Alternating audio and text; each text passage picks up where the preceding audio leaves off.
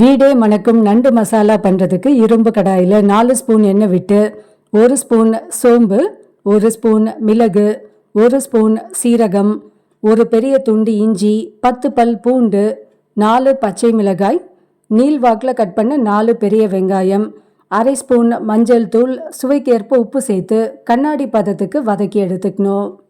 நம்ம எடுத்திருக்க இந்த அளவுகள் பார்த்திங்கன்னா அரை கிலோ நண்டுக்கு கரெக்டான அளவாக இருக்கும். இது நல்ல காரசாரமாகவே இருக்கும். உப்பு காரம் அவங்கவுங்களோட சுவைக்கு ஏற்ப அதிகமாகவோ கம்மியாகவோ சேர்த்துக்கலாம். வெங்காயம் கண்ணாடி பதத்துக்கு வதங்கின பிறகு ஆற விட்டு மிக்சியில் ஸ்மூத்தான விழுதை அரைச்சி எடுத்துக்கணும்.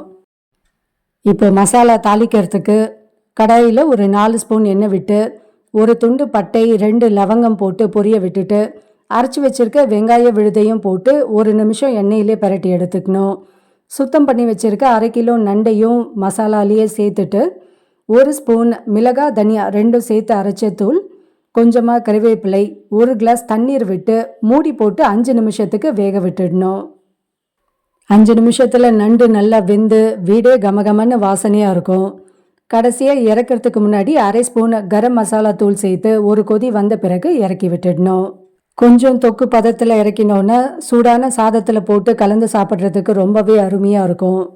இந்த நண்டு மசாலா உடம்புக்கு நல்ல உஷ்ணத்தை கொடுத்து சளி தொந்தரவு இருக்கவங்களுக்கெல்லாம் நல்ல ஒரு ரிலீஃப் கிடைக்கும். இதே மெத்தடில் ஒரு தடவை ட்ரை பண்ணி பாருங்கள். தேங்க்யூ.